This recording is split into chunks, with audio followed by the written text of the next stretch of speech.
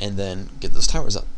And then, you know, he staved off all the pushes. He had towers up, the expansion was up, he staved off the pushes for a short time. And then it went time to go aggressive. He kept making footmen, which you should do. Once your gold mine goes up, you should be able to continually make footmen. He started tier 2 pretty quickly, you know, for a fast expander, pretty quickly. And so he's spamming footmen, and he just goes for the peasants, or the acolytes, I should say. And you run in there, and you go after the acolytes. And, you know, with your water metals and your archmage, maybe you go after some ghouls or some statues, whatever, you know, whatever you can reach. You don't want to get your archmage in the back, you know, where the footmen were, because you're just going to get slowed and surrounded. So keep your archmage in a defensible position where you can run away, you know, realistically. And your footmen can go in there and suicide, but stop him from mining gold. And basically, it's twofold what happens. The footmen run in there, Akos have to run away. They run away, probably towards the archmage.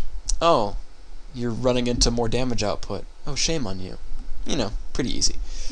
Another thing you really want to try to do, though, is to split your focus up. I mean, certainly if you have like 8 footmen, they can't all hit one Akko. It's going to be a little bit difficult. So you want to split them up into groups of 3 or 4, and hit different acolytes. So either he runs them all around the map, which he's basically going to do, which means he's obviously not mining gold. Well, you're mining twice as much, and he's mining 0, so okay.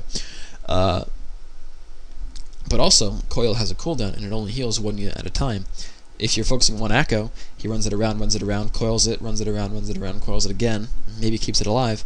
If you're hitting 3 different things, he'll coil one of them, then lose the other 2. There's almost no way around it. He's going to lose them, as long as you have enough units. And as long as you keep making those footmen and whatnot, you're going to have enough units, and you're going to pick off some Akkos. It's almost an inevitability. You're going to pick some stuff off. Unless he has like 12 ghouls waiting for you, and even then, you know, Doak kind of did, and even had statues healing those Akkos, and he still killed a couple. You know, just make sure your build's solid and you attack in time. And then from there, you know, he got pushed back. Okay, that's great. His MK came out. He kept making footmen, and he crept out the mercenary camp, and he picked up the mercs there so that he could keep creeping quickly. And he just picked up the 2 piercing creeps because they do the most damage, whatever. He doesn't need an Ogre Magi, or Ogre Mauler. He doesn't need slow, he's going to have Destros, whatever. You know, neither of those are good creepers. They can be useful in a game, but not in this game.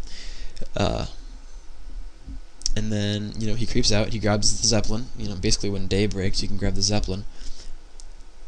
And then some of it was timing, some of it was, oh, he's sending skeletons, I know he's going to be pushing soon. And he checks the expansions, again, check those expansions. Also another thing that the tier 2 hit did for Todd when he went for the Acolytes with Footmen is it showed him what his opponent was doing. Because sometimes, like I said, they'll do the Fiend push with a meat wagon and some Fiends, maybe a statue. I need to see crit Fiends and meat wagons, and he'd know. And he'd just focus the meat wagons and kill them. And, you know, just be sure that he kept making a lot of Footmen with Defend and, you know, kept right-clicking meat wagons. And so it let him know what Doak was doing, and it killed some Akkos, and it bought some time for his tier 2 and his tier 3 and, you know, whatever else. Built the blacksmith on time, then started the workshop as soon as it finished and tier 2 hit. And then he ran up and, you know, grabbed the Zeppelin, got his MK, got some Merc, got some more Footmen, and then harassed the Akkos again. And you want that continued cycle. If Doak was sitting in his base, he'd let him, because then he can just macro up a bunch of, you know, gyrocopters, keep checking for expos, and, you know, thwart him if he ever expands. Basically, if the heroes leave their main, go kill the main. And if you ever see Destros, go kill him with gyros. Okay, cool, easy. And then he's going to have to chain morph to defend himself, or something. And you run away, and then mana runs out, and you fight again, and then you win. Now, yeah, I mean, he just does the base trading bit. You run in, hit Acolytes, and he goes and kills your main. I mean, Todd lost everything in his main. All his towers, all his peasants, his shredder, I think. I forgot to check. Oh no, maybe he built a new one. Big deal. You know, yeah, I lost 1 base, so did you, but I have more bases than you, so peace. And by having those mercs and footmen and the big water mentals and the mountain king and all that fun stuff, and the paladin coming down, you know, he picks off his main, or, you know, the gold mine and a couple of ziggurats.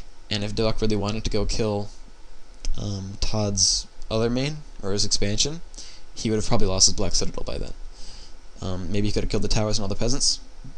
Okay, fine. Well, so what? I have about 1,000 gold stacked. I'll remake the peasants, and you're screwed. I can get gyros back. It's not a big deal. And he would have won. So, how to play Human vs. Undead. Get the expansion up. It doesn't matter if it takes some time. Doesn't matter if your tech is late. Get the expo up. Keep making footmen. Keep having peasants. If you can't get a shredder, you're gonna need a lot of peasants, and it's gonna be hard. But you've got to. Which is what makes Turtle Rock a really difficult map, and Echo Isles to a certain extent, because you've got a lot of food wasted on peasants because you need tier 3 and all these upgrades for the gyros and all the workshops, and the gyros themselves are like really expensive for lumber. Their ratio is worse than dryads. Their gold to wood ratio. But you just work at it. You harass peasants and echoes. Sorry.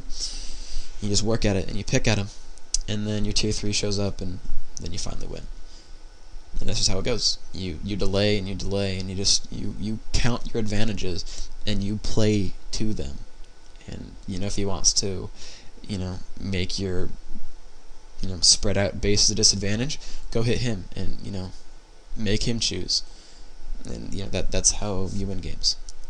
So, Human vs. Undead, enjoy. And the last thing I want to say, this is not related to the game at hand by any means. But just as an outro, being the momentous audio number 500 for WCR, our anniversary was just a month ago for being out for many years, and we've survived this long because of our big supportive member base. And I want to personally thank you for being our member base for all these years. And those of you who have just started tuning into us, listening to audios and whatnot.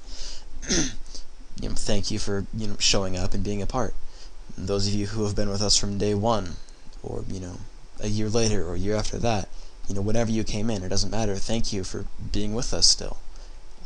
From whenever you joined to now, thank you for making us great. All that time. It's just really nice having so many people still interested in us and what we do, and care if we do a good job. Leaving me comments so I can improve. Leaving other people comments and whatnot, stuff like that. I would ask that any of you who are listening to this right now, if you don't have an account, please register one. And if you do, you can skip that step. But upon having an account, leave me a comment. Just in the comments of this audio. It doesn't have to be good or bad or indifferent. Whatever your feelings are, I would ask that you express them. I want to know if I'm doing a good job, what I should improve upon. Am I mediocre? Are you indifferent? Do you care? Even if you don't care, I want to know that. Go voice your fingers and write me something. I want to hear from you guys so I can improve and be better for you or for myself or just in general. Please leave me some comments, I would ask. Lastly, I want to give a shout out, and those of you who have listened to me since I started know I actually never give shout outs. It has been a rule of mine. But since it's so momentous and, we're talking about such special people here, that, we care about, I'm going to give some shout-outs. Firstly, I want to give a shout-out to Nikki, whom I care about deeply. And mushiness aside, I want to give a shout-out on behalf of WCR to all of you. Everyone who's been a part of WCR at any given time. Those who are listening and those who aren't. Who've been with us from day one and who have been with us since yesterday. Thank you for being part of WCR and making us what we are. And the only thing I can say is, we love that you're here, that you support us, that you make us what we are. And truly, from the bottom of my heart, from the bottom of everyone who's ever been a part of WCR's heart, we just want to say, D-Boss is a noob.